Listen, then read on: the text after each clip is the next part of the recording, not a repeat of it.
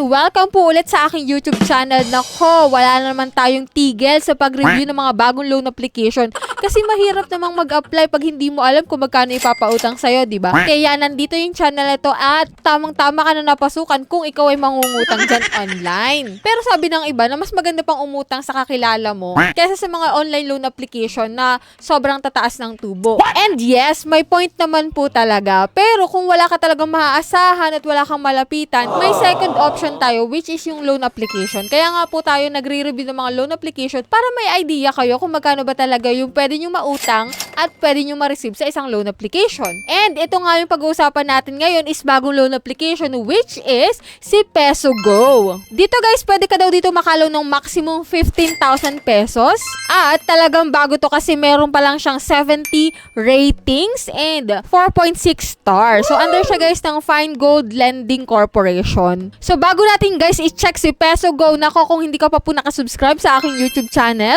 i-click mo na yung subscribe button, i-like mo yung video na to at mag-iwan ka ng comment dyan sa comment section dahil namimigay po ako ng pa-Gcash giveaway. So weekly po yun and namimili tayo ng 5 lucky winners. And sa video ngang ito is kukuha ako ng 1 lucky winner. And abang-abang kayo lagi kasi sa last Monday of the month, merong mananalo ng ating pangmalakasang cellphone giveaway. So for this month of December lang yan. Nako, kaya ano pang inaantay mo dyan? Mag-subscribe ka na, mag-like at mag-comment ka na dyan. And dako na tayo dito kay Peso Go. So kung interesado ka dito, so keep on watching.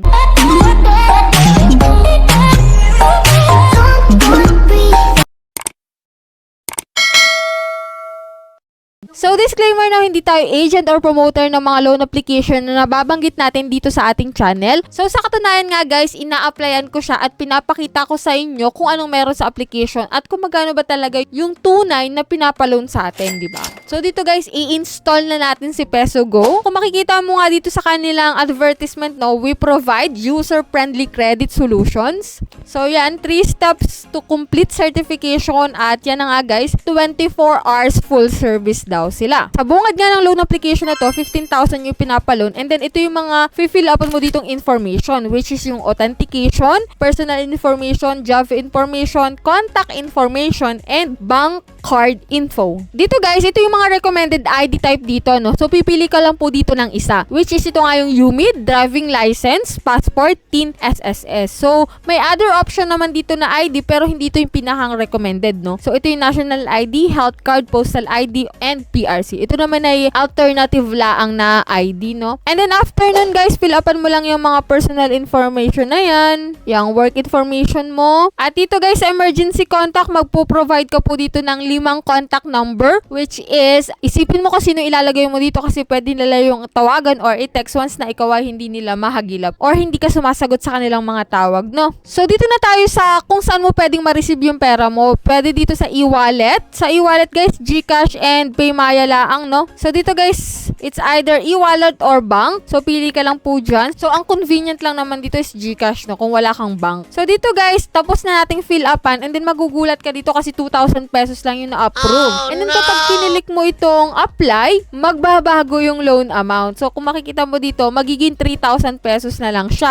So kung kinilik mo yung apply, magiging 3,000 pesos na. So nag-increase agad-agad ng 1,000 pesos. So ang loan term nito guys is 7 days lang. So after 7 days, babayaran mo na po ito. So kung ikaw ay bago pa lang mag-apply dito kay Peso Go, na kapag isipan mo itong mabuti kasi yung 3,000 pesos na maa-approve sa'yo is hindi mo pa po yung buo makukuha. Kasi may ibabawas pa doon na processing fee na almost 950 na agad. And interest fee na 19 pesos. Risk control service na 171 pesos. Ang kabuo, ang amount mo na lang po na marireceive is 1,860 pesos. So yan lang yung vlog natin about dito kay Peso Go. Sa mga nakapag-loan na po dyan kay Peso Go, nako, i-comment nyo dyan sa comment section at i-share nyo yung naging experience nyo at kung magkano talaga yung pinautang sa inyo. Para magkaroon ng idea sa mga bago palang uutang dito, no? And baka kapag-isip sila kung uutang pa rin ba sila or i-install nila itong application na to. So sa mga hindi pa po dyan nakasubscribe sa aking YouTube channel, kindly click the subscribe button at hit mo na rin guys yung notification bell para updated ka sa mga ganitong usapan, lalong-lalo na sa mga bagong loan application na naglalabasan ngayon para maging aware ka, no? So hanggang dito na muna. So see you on my next vlog.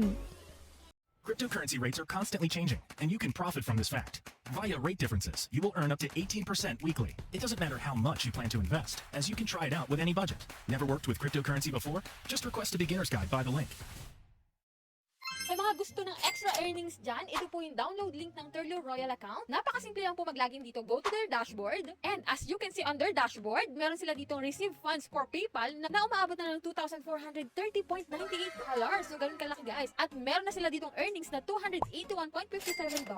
Napakarami na rin ng transaction na naganap dito within a week. As you can see sa status ng kanilang transaction, puro in progress at marami na rin completed. So, wala nang paligoy-ligoy guys. Ito po yung kanilang login account, which is itong turloroyalgroup@gmail.com. And ito po yung password, I want 25%. And if you will make a trade, I would suggest guys na gamitin mo yung fast payment kasi meron yung 10% extra rate. Kung saan guys, mabilis yung payout at within 24 hours, nasa kamay mo na yung iyong earnings. Kaya ano pang inaantay mo guys? Mag-trade ka na dito kay Turlo.